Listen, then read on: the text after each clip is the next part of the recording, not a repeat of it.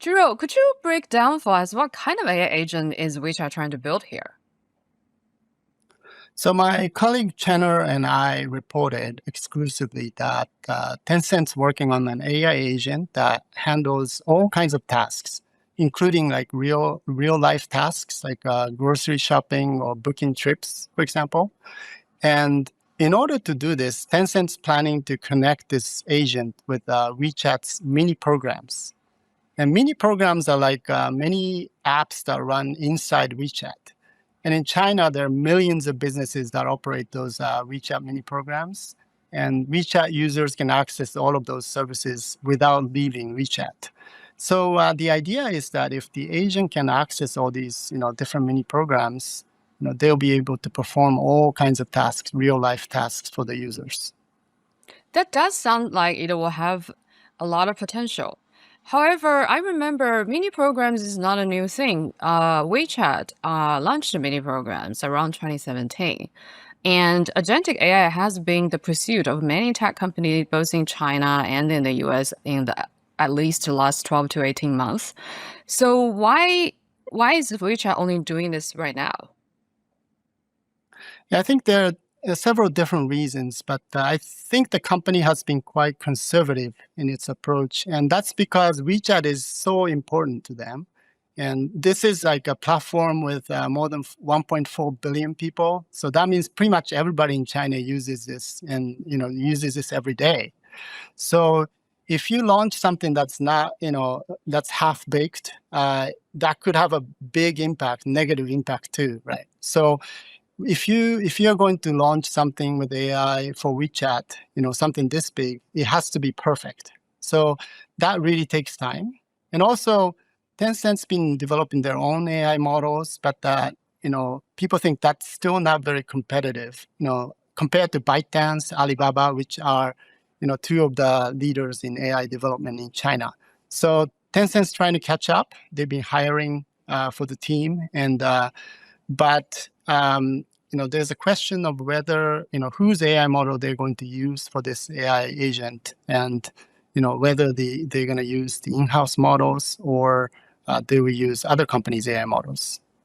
Right. And then but I guess if they use external models, maybe there are some like unnecessary complication. It will be much harder when it comes to like in my mind like data migration, validate it with the third party models, that kind of issues. Yes, potentially. And so we've reported that they have tested third party models as well as in-house, including apart from this Tencent model known as Hunyuan, HY, they also have WeChat project. WeChat is separately developing its own AI models as well, and so there are different options. But we've reported that they have tested different options so far. What are the options that have tested? So, for example, they have tested open source models from Juro, which is one of the upstart AI developers from Beijing that recently went public in Hong Kong, and also Alibaba model and DeepSeek model, and also the WeChat in-house model. And so yes, and this project is still ongoing. So which model they will decide to use in the end, and what exactly the end product will look like, it still takes time.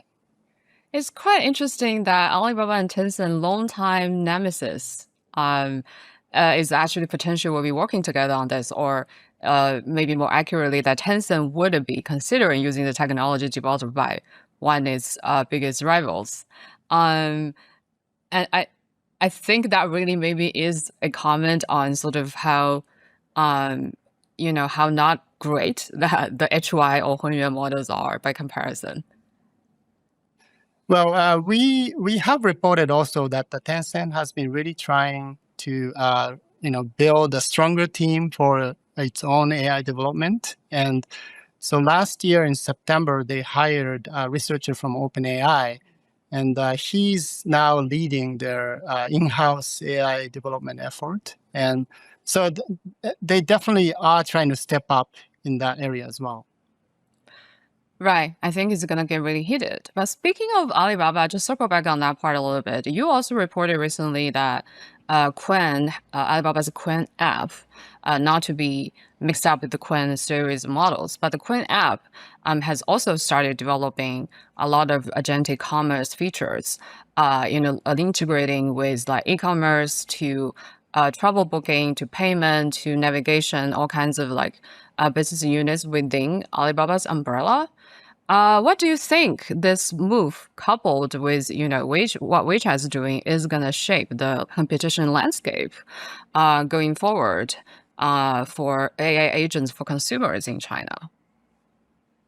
Well, I think this year the battle over AI agents will be the most critical battle in China's tech industry. And as you mentioned, Alibaba has been really doing a lot in this area, and they they consider turning their AI app into a full-on AI agent a top priority.